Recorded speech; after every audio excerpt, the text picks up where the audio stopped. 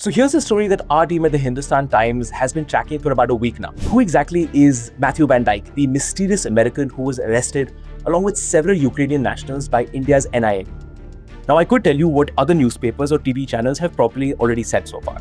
That he was arrested for allegedly training ethnic militias in Myanmar that have ties to anti-India groups. I could also tell you that he has a history of deploying to troubled conflict spots like the Middle East, Ukraine, and now it seems Myanmar. And I could also tell you that there are serious concerns right now that the Indian government has about spying in India's neighborhood. But over the last week, I've spent time talking to people who knew VanDyke here in America.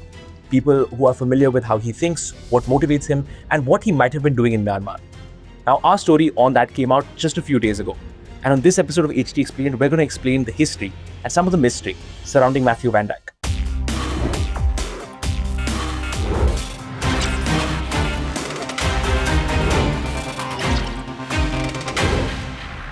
Now, months before his arrest by the NIA in Kolkata for allegedly training ethnic militias in Myanmar, Matthew VanDyke sent a text message to an associate. "You should visit Burma. The Kachin and Chin people really seem serious about Christianity and fighting the mostly Buddhist junta." Pastor Dr. William Devlin, who was a close associate of VanDyke and kept in touch with him, told HT that he actually knew VanDyke was in Myanmar and he wasn't surprised by news of his arrest. "I knew he was there. I wasn't totally sure what he was doing.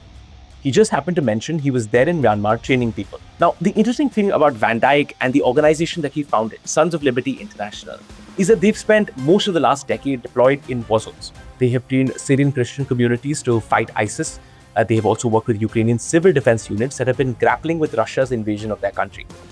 Throughout this time, VanDyke has fashioned this public image that is part humanitarian, part crusading revolutionary. And to understand who he is, we have to understand his story, which began sometime in the early 2000s after he graduated from Georgetown University, which is one of America's most elite universities and is the training ground for most of its foreign policy and national security elite. Now, VanDyke spent years traveling through the Middle East and North Africa on a motorbike as a documentary filmmaker. But his life really changed in 2011 when he was 31 years old, and he was swept up as these popular protests and mass uprisings against dictators and autocrats broke out across West Asia.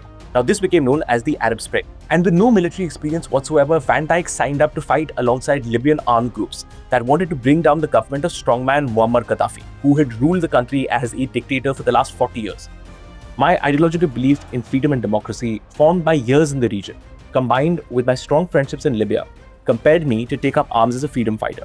I would not have gone if it weren't for my friends. VanDyke wrote in 2012 about his reasons for joining. However, shortly after signing up as a resistance fighter, he was captured by Libyan government forces. He spent 6 months as a prisoner of war before eventually escaping from a prison in August 2011. Now, VanDyke said that his time in prison strengthened his Christian faith, and this is going to be an important point later on. A few months later, Gaddafi's government fell from power and VanDyke returned to the United States. But his capture and his subsequent escape from prison in Libya gave him something very valuable, which was a public profile. This was enhanced further by this documentary called Point and Shoot. It won several awards, and it told the story of Libya during the Arab Spring through his eyes. He's the main character. And soon enough, VanDyke became this familiar face in America. You saw him on television news. He was invited as an expert on international security and war in the Middle East. This was a time when America had entered a new struggle to fight ISIS in Iraq and in Syria. Now, in 2014, VanDyke announced a new chapter, that he was leaving his career as a documentary filmmaker and raising a Christian army that would fight back against ISIS. And remember again, this was a time when ISIS was dominant in 2013 and 2014.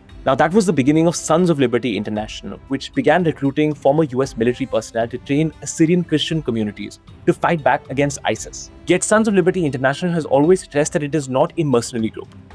Groups like Sons of Liberty International are unusual organizations that sit somewhere between classic humanitarian NGOs and private military companies.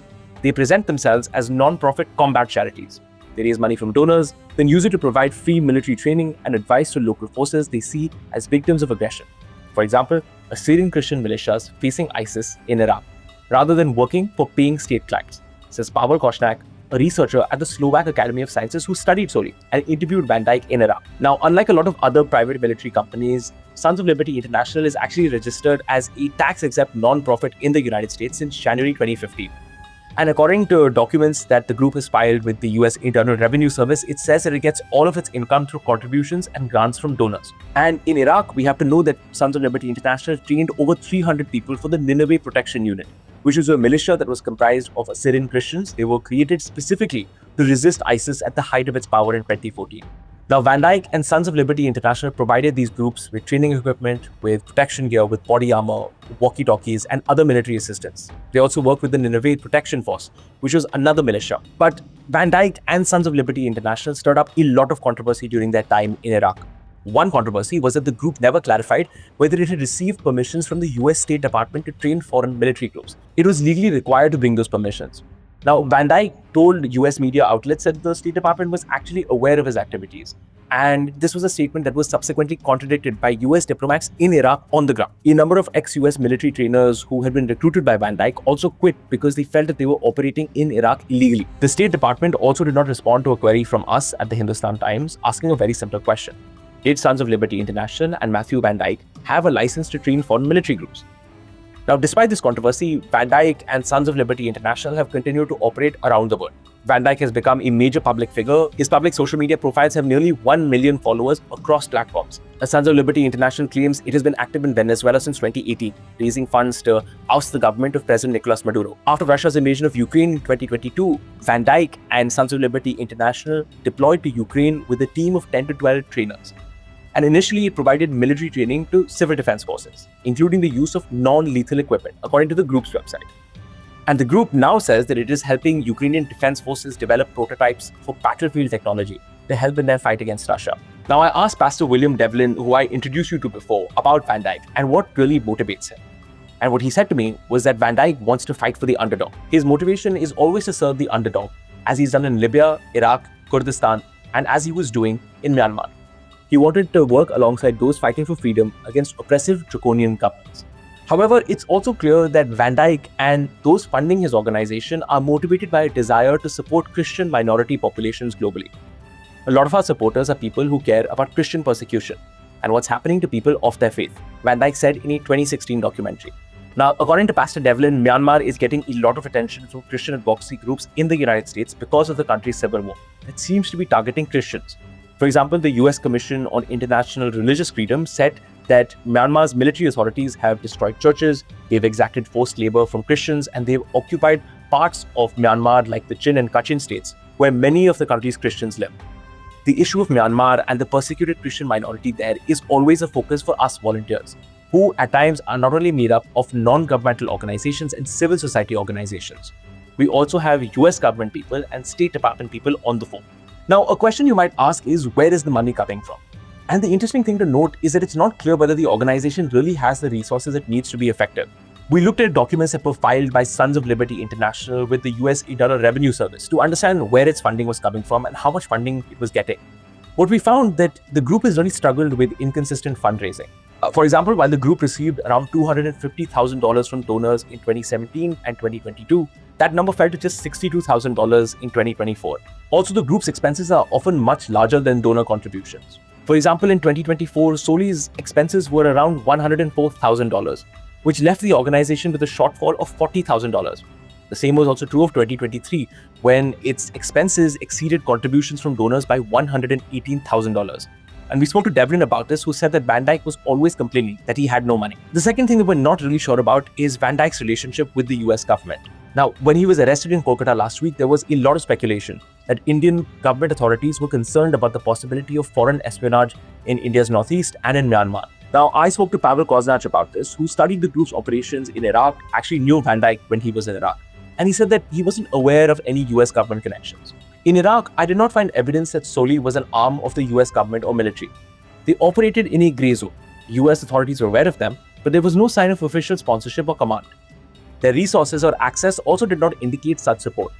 They often struggled in areas one imagined a sanctioned US operation wouldn't, such as getting access to local Kurdish authorities and getting material through Erbil Airport, funding, etc. That said, many things can change in 10 years, especially if US foreign policy has seen serious changes in the last few years.